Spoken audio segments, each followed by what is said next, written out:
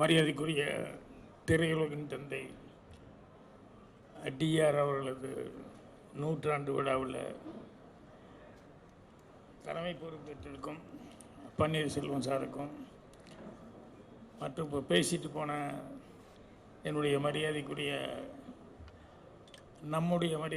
உலகநாயகன் கமல் அவர்களுக்கும் என்னை இங்கே அன்போடு இந்த விழாவில் பங்கெடுத்துக்கணும்னு சொல்லி அழைச்ச விழாவும் எல்லா பொறுப்பும் எடுத்துகிட்ருக்கிற தானு சார் அவர்களுக்கும் எல்லாத்துக்குமே என்னுடைய பணிவான வணக்கம் தெரிவிச்சுக்கிறேன். அதுபோக இங்கே வந்து இந்த பங்கெடுத்துக்கிட்ட அனைத்து உள்ளங்களுக்கும் நல்ல உள்ளங்களுக்கும் என்னுடைய பணிவான வணக்கம் தெரிவிச்சுக்கிறேன்.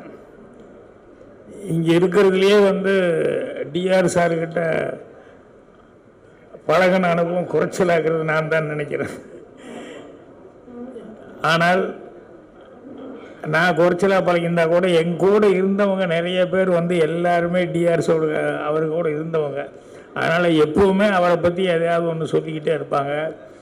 அவருடைய பெருமைகள், அவருடைய என்னென்னலாம் பண்ணார் அப்படின்னு சொல்லிட்டு அந்த விதத்தில் அவரை பற்றி எனக்கு நல்லா தெரிஞ்சிருந்தது.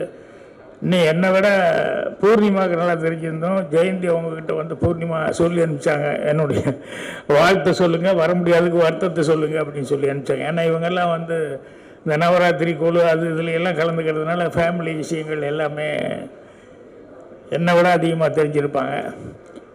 எனக்கு டிஆர் சார் வந்து அறிமுகமானது அப்படிங்கிறது வந்து நான் அந்தேல் நாட்கள் படம் எடுத்தப்போ அது நாச்சிப்பன் ஜெயராம் ஐயர் ரெண்டு பேர், ஏஎல்எஸ் நாச்சிப்பன் ஜெயராம் ஐயர், அவங்க வந்து டிஆர் சார் மேலே அளவுக்கு அதிகமான ஒரு மரியாதை பக்தி இதெல்லாம் வச்சுருந்தாங்க. அப்போ அவங்க மூலமாக தான் என்னை கூப்பிட்டு போய் என்னை டிஆர் சார்கிட்ட அறிமுகப்படுத்தினாங்க. அப்படி அறிமுகப்படுத்தும் போது நாச்சிப்பனும் ஜெயராம் ஐயர்னு சொன்னாங்க, இந்த மாதிரி இவர் வந்து அசிஸ்டன்ட் டைரக்டராக இருக்கும்போதே எங்களுக்கு படம் செய்கிறேன்னு சொல்லி வார்த்தை கொடுத்தாரு.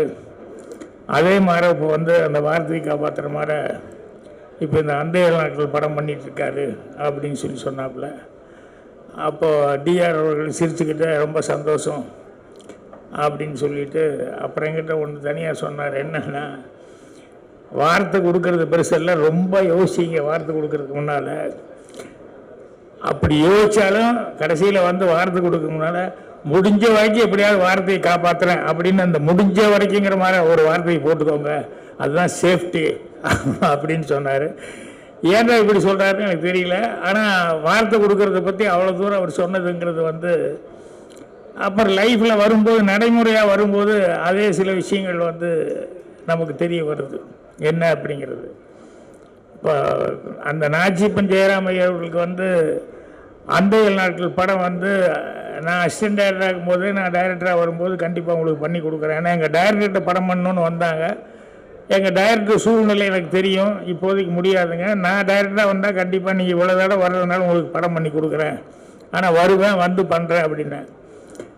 அதுக்கப்புறம் நான் வந்ததுக்கப்புறம் வந்து சார் நீங்கள் இப்படி ஒன்று சொன்னீங்களே அப்படின்னாரு. கண்டிப்பாக பண்ணுறேன் அப்படின்னு சொன்னேன். ஸோ ஆர்டரில் வந்துட்டு இருக்கும்போது கண்டிப்பாக அடுத்தது உங்களுக்கு தான் அப்படின்னு சொல்லி வார்த்தை கொடுத்து அவங்க எல்லாமே ரெடி ஆகிட்டாங்க. எல்லாம் ரெடி ஆகிட்டதுக்கப்புறம் சொன்ன வார்த்தையை காப்பாற்றணுமே அப்படின்னு சொல்லிட்டு கரெக்டாக பூஜை போடலான்னு சொல்லும்போது நடுவில் திடீர்னு ஒரு ப்ரொடியூசர் வந்தார். அது ஒரே பேமெண்ட் அப்படின்னு சொல்லி ஒரு பெட்டியை தூக்கிட்டு வந்துட்டு எங்களுக்கு பண்ணணும் அப்படின்னு சொல்லி கேட்டார். இல்லைங்க, நான் உங்களுக்கு வார்த்தை கொடுத்துட்டேன், அது சரியாக வராது, இவங்களுக்கு அப்புறம் வேணால் நான் பண்ணுறேன் அப்படின்னு சொன்னேன். அப்போது இல்லை ஒரே பேமெண்ட்டு சிங்கிள் பேமெண்ட்டு அப்படின்னு நான் நினச்சே பார்க்காத அளவுக்கு அந்த நேரத்துலேயே 40 வருஷத்துக்கு முன்னாலேயே அந்த மாதிரி பேமெண்ட்னாரு. சாரிங்க நான் சொல்லிட்டேன், அதனால் கஷ்டம் அப்படின்னு சொல்லிட்டு இது பண்ணேன். என்னென்னா சொன்ன வார்த்தையை காப்பாற்றணுமே அப்படின்னு சொல்லிட்டு அதுக்கப்புறமா தான் போயிட்டு அடுத்த நாள் வந்து 2 நாள் என் பின்னாலே சுற்றிட்டு இருந்தார். 3ஆவது நாள் வந்தோடனே அதுக்கப்புறம் நாச்சிப்பன் ஜெயராம் ஐயரே வந்து, சார் ஒன்றும் இல்லை, நீங்கள் அந்த படம் பண்ணிவிட்டு அப்புறம் எங்களை பண்ணுங்கள், எங்களுக்கு அடுத்தது வேண்டாம், அந்த படம் பண்ணிவிட்டு எங்களுக்கு பண்ணுங்கண்ணா. இல்லைங்க உங்களுக்கு தான் நான் வார்த்தை கொடுத்தேன், அதுதானே எல்லாம் கரெக்டுங்க, ஆனால் அம்மா அவங்க கூப்பிட்டாங்க, நீங்கள் என்ன பெருசாக அட்வான்ஸ் எல்லாம் ஒன்றும் கொடுக்கல, ஆனால் பாருங்கள், எங்களுக்கு வாடகை வீட்டில் இருக்கிறோம். இப்போ இந்த பேமெண்ட் வாங்கினோம்னா எங்களுக்கு வந்து சொந்த வீடே வாங்குற அளவுக்கு ஒரு அட்வான்ஸ் எல்லாம் பண்ணுற அளவுக்கு இருக்குது அப்படிங்கிற மாதிரி சொல்லி, அதனால் நீங்கள் தான் முடிவு பண்ணணும் அப்படிங்கும்போது வேறு வழியே இல்லாமல் நாச்சி ஜெயராம் ஐயர் வந்து என்கிட்ட வந்து, இல்லை சார் நீங்கள் பரவாயில்ல உங்களுக்கு பண்ணிவிட்டு அடுத்து அவங்களுக்கு பண்ணுங்கள் அப்படின்னு சொன்னாங்க. அப்போ தான் டிஆர் அவர்கள் சொன்னது, அது வார்த்தை கொடுக்கறது பெருசு இல்லை, நம்ம அதை காப்பாற்றணும்னு நினச்சா கூட நம்மளையும் மீறி சில சூழல்கள் வந்து வரும்போது அது தவிர்க்க முடியாததாக வந்து மாட்டிக்கும். இதே மாதிரி ஏவிஎம்லேயும் வந்து எனக்கு இங்கே ராஜேஸ்வரி இதில் நடக்கிறதுனால சொல்கிறேன். ஏவிஎம்மில் வந்து முந்தான முடிச்சு படம் கமிட் ஆகும்போது, நான் முதல் படம் 2வது படமெல்லாம் வந்து கங்கை அமரன் செஞ்சார். அதுக்கப்புறம் விஸ்வநாதன் இளையராஜா அப்படின்னு போனதுனால கங்கை அமரன் கொஞ்சம் பெண்டிங்லேயே இருந்தார். ஆனால் என்னென்ன முதல் 2 படம் நான் தானே இருந்தேன், என்னென்ன விட்டீங்களா அப்படின்னாரு. இல்லை ஒரு பெரிய படம் வரும்போது உங்களுக்கு தர்றேன் அப்படின்னு சொல்லிட்டு அமர்கிட்ட சொன்னேன், வெயிட் பண்ண அமர்னு.